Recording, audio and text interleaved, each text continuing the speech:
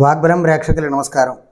మనకి కుజుడు 2వ తేదీ బుధవారం రాత్రి అంటే తెల్లవారితే గురువారం అనగా కుజుని యొక్క మార్పు మిథునంలోంచి కర్కాటకంలోకి ప్రవేశించేటువంటి సందర్భం. ఈ కర్కాటకంలో ప్రవేశించడం వల్ల ఏ రాశులకు ప్రయోజనం ఉంటుంది?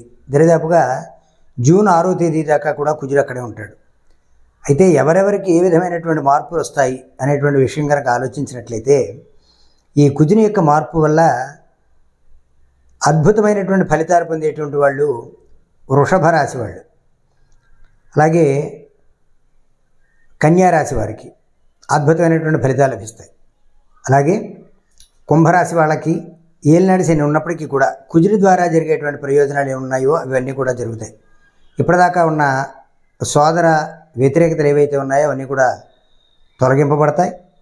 అలాగే కన్యారాశి వాళ్ళకు కూడా అద్భుతమైనటువంటి ఫలితంగా లాభంలో ఉండడం వల్ల ఇప్పటిదాకా భూ వివాదాలు ఏవైతే ఉన్నాయో అవన్నీ కూడా నివృత్తి చేయబడి వాటి నుంచి బయటపడేటువంటి అవకాశం ఏర్పడుతుంది. అలాగే వృశ్చిక రాశి వారికి కూడా అనుకూలమైనటువంటి స్థితిలో ఏర్పడడం జరుగుతుంది. ప్రత్యేకించి వృషభ రాశి వారికి చాలా గొప్ప ప్రయోజనం జరిగేటువంటి విధంగా కనబడుతుంది.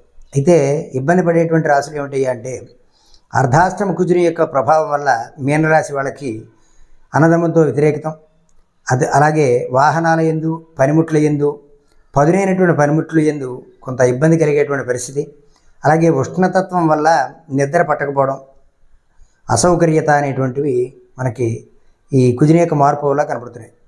అలాగే మకర రాశి వాళ్ళకు కూడా స్నేహ సంబంధాలు సమానమైనటువంటి వయస్కులతోటి కొంత వివాదం జరిగేటువంటి పరిస్థితులు కూడా ఏర్పడతాయి.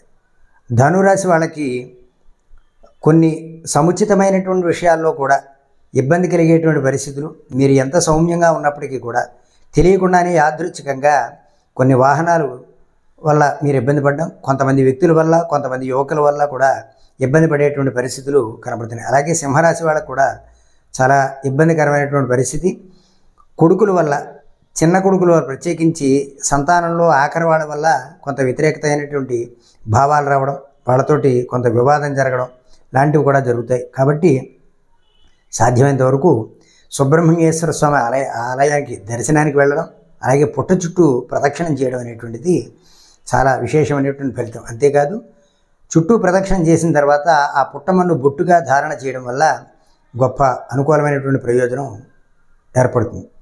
ఈ కుజుడితోటి వాహనాలే కాదు మిగిలిన విషయాల్లో కూడా కొంత యాదృచ్ఛికంగా తెలియకుండానే కొంత భావ ప్రకటన చేయడంలో కొంచెం దురుసుగా మాట్లాడేటువంటి పరిస్థితులు ఏర్పడతాయి. ఆ దురుసుగా మాట్లాడే విధానం ఏదైతే ఉందో దానివల్ల కొన్ని ఇబ్బందులు గొడవలు వచ్చేటువంటి అవకాశం ఉంది. కాబట్టి ఖచ్చితంగా సుబ్రహ్మణ్యేశ్వర కవచం కానీ కుజ కవచం కానీ అలాగే సుబ్రహ్మణ్యేశ్వర ఆరాధన చేయడం, అభిషేకం చేయడం చాలా విశేషం.